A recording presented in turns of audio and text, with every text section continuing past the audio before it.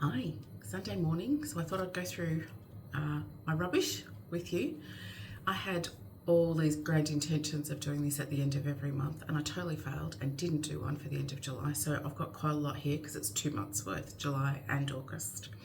I've tried to kind of group stuff into categories, so hopefully that makes it a little bit easier, but there's a lot. So I'm going to try and rush through a little bit, and then hopefully from next month I'll be a little bit better at doing this.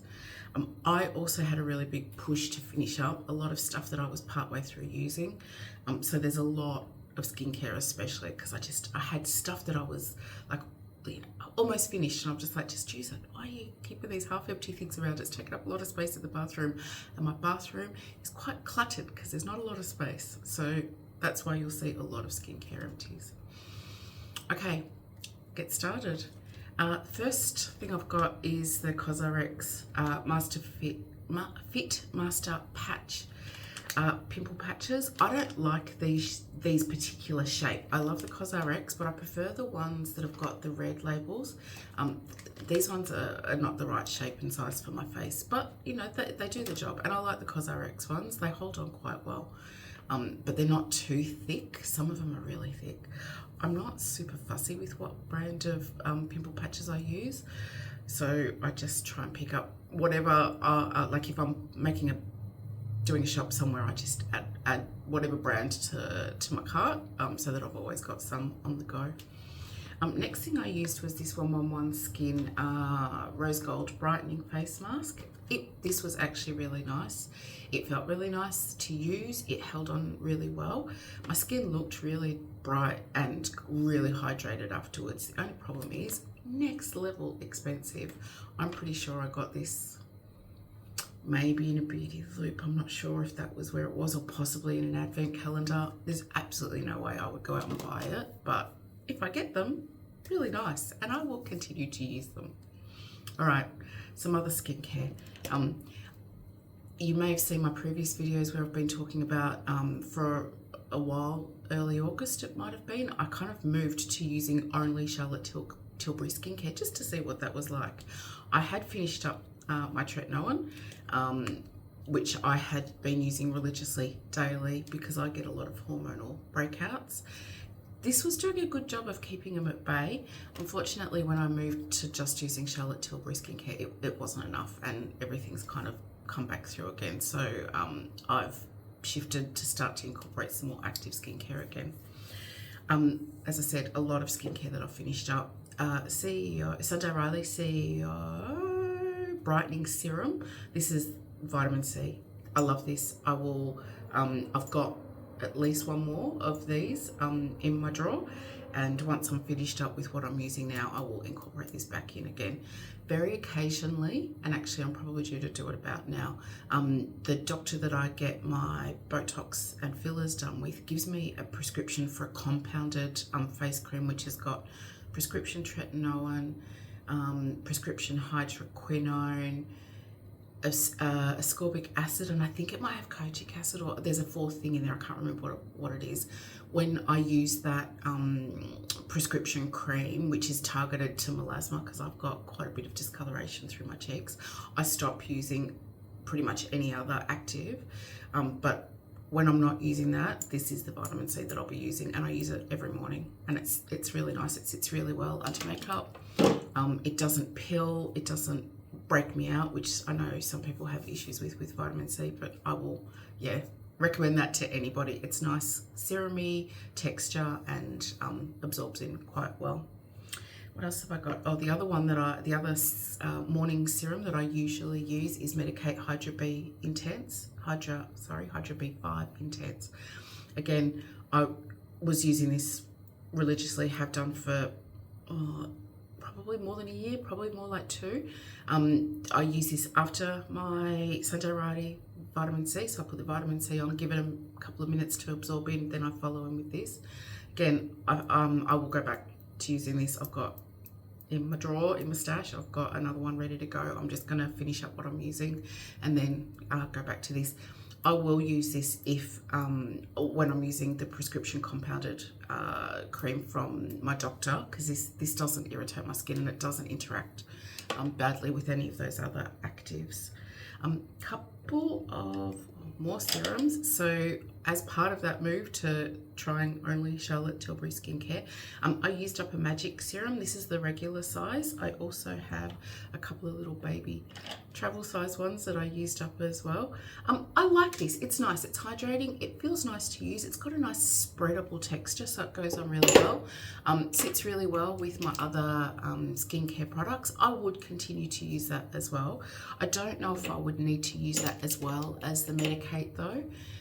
Maybe I would use the Charlotte Tilbury Magic Serum in the morning and maybe move to using the Medicate Hydra B5 in the evening.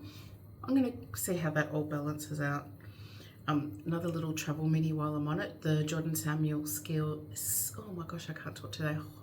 Jordan Samuel Skin Hydrate the Mist. I love this mist. I would buy this again. It feels really nice. I'm pretty sure it's glycerin based, and I think I'm much more drawn to glycerin based hydration serums as opposed to hyaluronic acid, but both are good for me, but I feel like this just has got a bit more weight to it. You can feel that it's got a bit of weight to it. The only thing I didn't love about this is the spray, the mister on the Jordan Samuel bottles was pretty intense, but I'm pretty sure I've had this for a long time. I'm pretty sure he's actually changed that now, and the mist is much nicer to use. Other Holy Grail Magic Hydrating Mist from Charlotte Tilbury. I love this. I will continue to use this. I would equally recommend the Jordan Samuel and this one. This one's definitely lighter and it feels lighter on your skin. The mist is much finer as well. It does a really good job of hydrating though, so I would use either of them, recommend either of them. Charlotte Tilbury is a little bit easier for me to get in Australia. I can pick it up at Mecca, whereas Jordan Samuel I have to order online. Pretty sure Cult Beauty maybe I can get them from as well. I love ordering from Jordan Samuel's website though. It shows up super quick. It's really easy. You can shop in Australian dollars. The shipping cap to get free shipping is not too bad. So yeah, if you're interested in trying out any of his products, I would say go for it. He's got a couple of moisturizers that I really love as well. The cleansers, the cleansing gels I love and will buy again. The cream cleanser is not quite for me, but apart from it just not being the texture that I love, it's a great cleanser. I don't think I've tried a Jordan Samuel Skin product that I didn't love, so would highly recommend that brand. This is the Charlotte Tilbury Dark Spot Correcting Serum. Again, I use this as part of my only Charlotte Tilbury skincare routine. This was nice to use. I think if you didn't have serious dark spots like I do, it would probably be good. It feels nice. It's a nice texture, but it wasn't, I suppose, strong enough in actives to get rid of the darkness and the dark spots that I get. As I've said 100 times, I am having issues with hormonal breakouts and they leave dark brown spots, even if I don't pick, which I do a lot of the time. This just wasn't enough to boost them and push them along. I've started to use the lotion P50 every day now, and I've already seen a difference. I can already see them starting to fade, whereas the Charlotte Tilbury Dark Spot Correcting Serum wasn't touching them. Another tiny little travel mini, the Charlotte Tilbury Multi Miracle Glow. This is the balm cleanser. I love this. I'm currently using one of the big size, the normal sizes, and I will repurchase. It's really nice. It feels really luxurious. It glides on quite smoothly and it feels like it's a really nice massaging treatment for your skin. Comes off, I use a warm washcloth to take my cleansing balms off all the time. It comes off really nicely with that. You can emulsify it a little bit with water if you want to. Sometimes I do, sometimes I don't. It depends on how much makeup I'm wearing. But yeah, I would buy that again. It's expensive for a cleansing balm. You can get much more cost-effective ones that do just as good a job, but I really like that sensorial experience when I'm doing my skincare at the end of the day. It's a nice way to kind of finish off the day for me. I take my makeup off as soon as I get home from work, so it's nice to just take my makeup off, do a really nice massage with a really nice smelling cleansing balm, and it kind of ends the day for me. So I will continue to use that and buy that. This was a really nice moisturiser from a brand called Kester Black, Australian brand, Skin Drenched Moisturiser. Really nice, kind of lightweight but still quite hydrating. I have got another couple of these, and I've given these to a heap of my friends and they love them as well. But Kester Black recently, unfortunately, I think went into receivership. I don't know if they're the right words, but they got bought out by a different company. So I haven't seen what's happening with the skincare since then. So I don't know whether they're still going to make this, and if they are, whether it's going to be the same or not. But yeah, loved it. And I've got another one I'm pretty sure that I will use as well. It's nice for summer as well, even though it's quite hydrating and quite moisturizing. It's not heavy, so it kind of sinks in quite well, so it sits okay under makeup. This one I'm pretty sure I got this in a Beauty Loop box. So it's the Verso Super Eye Serum with Retinol. It was okay. I used it all the way. I think if I was using, so I was using this at night, and I generally use more of a hydrating eye cream in the morning. If I wasn't careful with where I put my prescription tretinoin and then this too close together, I could feel sting. So I think there's definitely some actives going on in there, because I could feel it stinging. I didn't see a massive difference with this, so I used it and it was nice, but I wouldn't be rushing out to buy it again. I think you don't have to spend that much money on an eye cream for them to be good. In fact, you don't have to use an eye cream. If you have got a good moisturizer, you can take that up into your eye area, which I often do as well. So yeah, you know, nice to use. Wouldn't run out and buy it though. So Medik8, I love Medik8. They are one of my favorite skincare brands. I think if I had to choose one skincare brand that I would only use exclusively for the rest of my life, it would be Medik8 for sure. So this is Crystal Retinol. This is Crystal Retinol number 6. So in their Crystal Retinol range, they have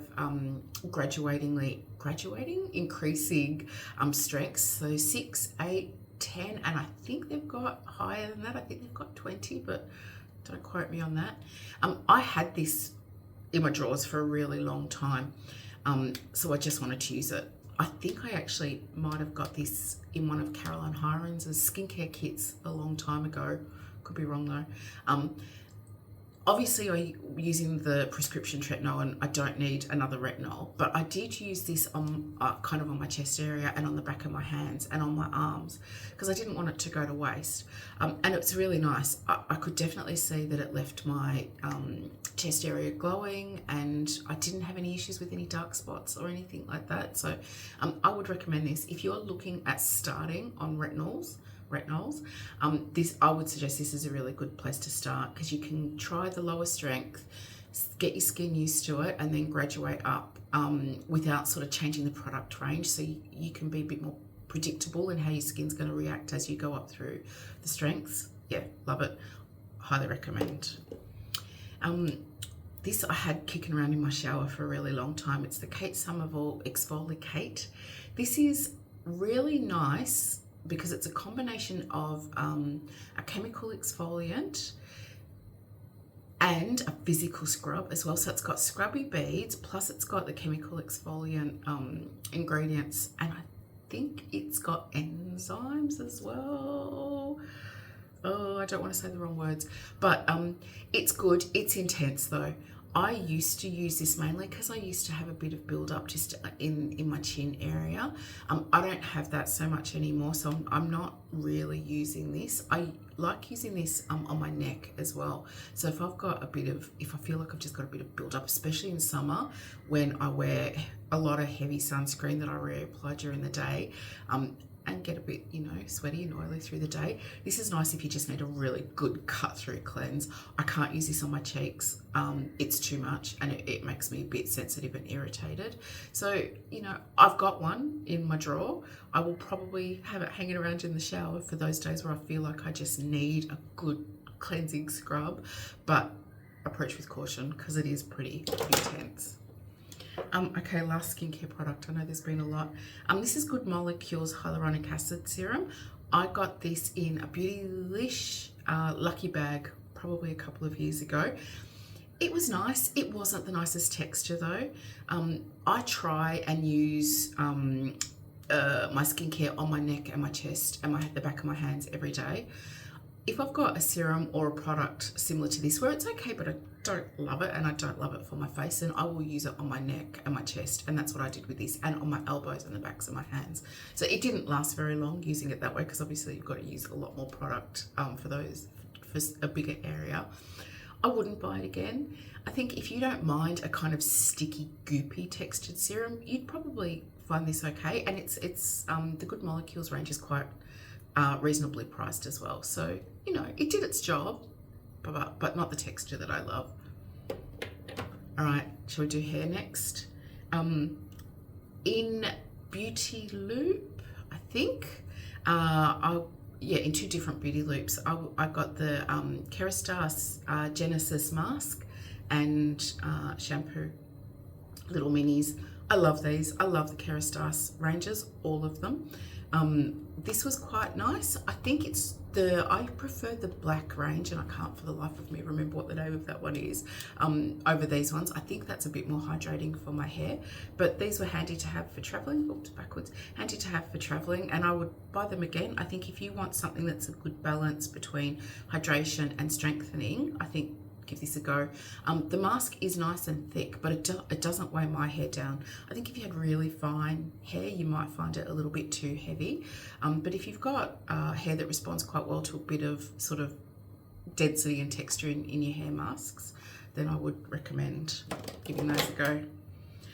Okay, makeup. So, Charlotte Tilbury mad, as we have all come to realise.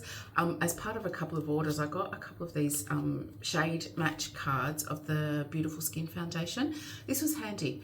There's not enough. The only thing that was annoying with this is that there's not even enough for a single use in these tiny little sachets. It's more just like a tiny smidge so that you can do colour matching more than anything else. I had, I think, 4 of them. I chucked a couple out. And even that wasn't even enough to do a decent area of my face, but it did help me choose the colour match of the foundation that I wanted. Look, I could have gone into Mecca and got the colour match done there as well, but you know, handy. And I use them, and I did buy this foundation. I've got a video with it. It's either up already or it's coming soon, and I quite like it. It's a nice foundation.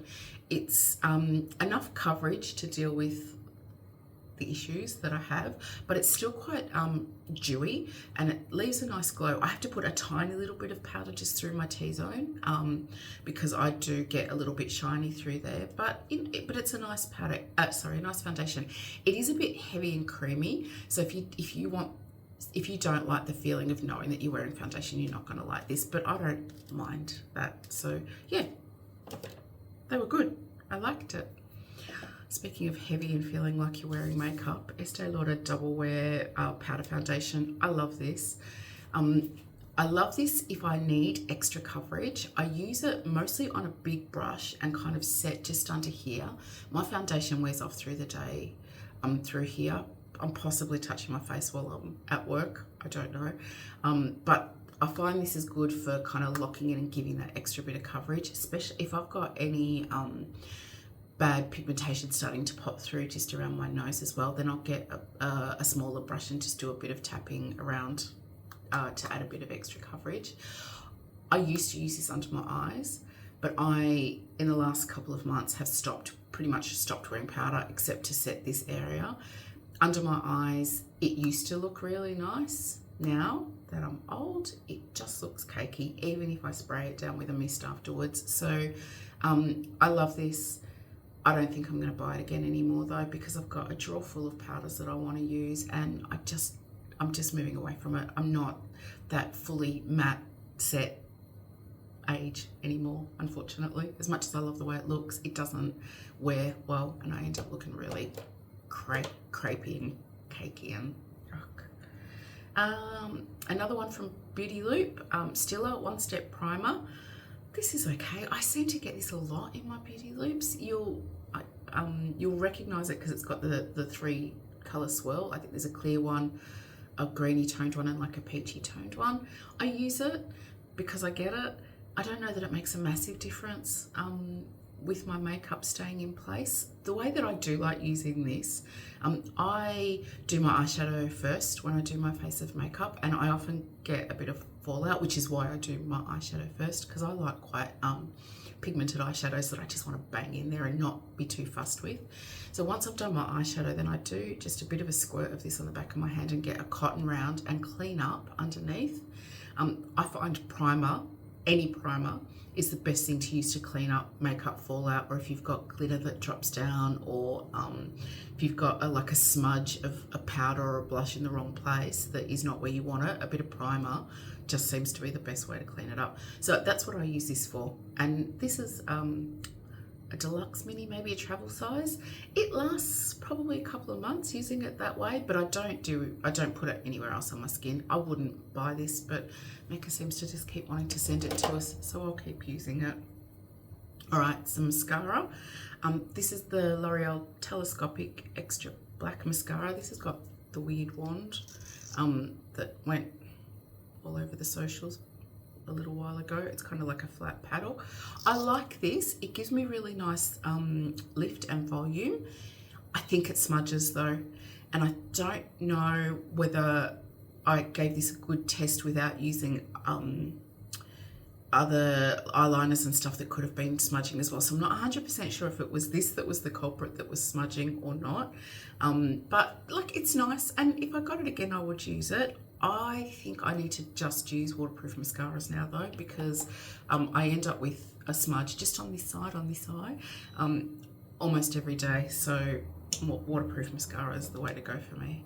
Oh, this teeny tiny, you can't see. This is Melt Cosmetics. I've got another full one here. Slick Waterline. I love these. This is probably the second one of the brown ones that I've gone through. They are the best eyeliner that exists. They go on super creamy. You can smudge them like like if you want a sort of a messy, smudgy, grungy look like I do, you've got time to smudge them around, but then once they set and they are solid and they stay. If I put this in my waterline, either top line or my bottom waterline, it will stay, and no other liner does. So I will buy these over and over again. I've got multiples in my drawer waiting to go. I give them to my friends, and if anybody asks me for eyeliner recommendation, I will recommend these. Only bummer is that it's hard to get in Australia, right? So you have to order online and get it shipped over from the States, and to do an order just for a couple of eyeliners is just not worthwhile. So I generally, if I'm buying other things, I love Melt Cosmetics, so if I'm buying, like when Bailey Sarian did her collab, I bought both of those. I will chuck a heap of the eyeliners into any order that I do, so that I've always got them there. Okay, brows. So I don't know how I managed to finish 2 brow gels in a couple of months. They were both on the go and both part done. This is my fave. I love this. This is the Tom Ford. It's worn off. I don't even know what it's called. Tom Ford brow gel. Nothing. No crazy name. I like the color Espresso, which is kind of dark. It's not black, but it is a dark, deep, cool toned brown, which seems to match my skin tone and my hair tone the best. I will buy this over and over again. I've got a couple of other ones that I want to use up right now, so I haven't gone out and bought one yet. I love this not only for the formula, but for the wand as well. I don't know if you can see. It's a really small wand, but the bristles are long enough that you can actually get in and it defines the brow hairs. Some of them, if the wand is too small, it's like you're smearing on the product, so it ends up looking like you've kind of taken a flat paintbrush and painted your brows on, which I don't love. So yeah, this I think is a combination of good product plus good wand, so love it. It's expensive. It's mind-blowingly expensive, but it lasts me. I reckon a tube of that will last me probably 6 months, which is probably longer than you're supposed to keep it open for. But I've never had an issue with it. So I've bought multiple of those and will continue to buy in the future. I had to give this a try. This is the Anastasia Beverly Hills Brow Dip Gel. Of course, I was a brow dip person back in 2015, 2016. And I luckily don't think I ever suffered from bad block brows. I had enough good brow people in my life making sure that I didn't do that. But this caught my eye when it was released, so I wanted to give it a go. It was okay. It's not as thick as the brow, the dip brow in the pot, so you can be much more light-handed with it and get a nicer brow look with it. It's definitely noticeable that you're wearing it though. This ended up drying out pretty quickly, which surprisingly made it better, because it was, when it was really creamy, it was easy to accidentally put too much in. But as it started to dry out, I found that it was better at just doing a light brush through and sort of just targeting where I had some gappiness to fill in, and sort of giving a bit more structure and depth to the colour when my tint had sort of faded out. I get my brows tinted on a regular basis, but it doesn't last forever. So as that starts to wear off, then I do need to start to put a bit of colour in. Otherwise, my brows just sort of fade out against my skin, and I feel like I need a bit of brow structure. I wouldn't buy this again, but you know, if I got it, I would use it. In the end, it dried up too much to the point where I couldn't use it, so that's why I've ended up chucking it out this month. So that's a lot. Hopefully you find these useful. I know it's really super long, and Instagram's going to tell me this is too long and I shouldn't be uploading it, but I like giving my opinions, and hopefully my experiences can help you decide whether or not a product is going to work for you. Okay, well, have a great rest of Sunday. See you later.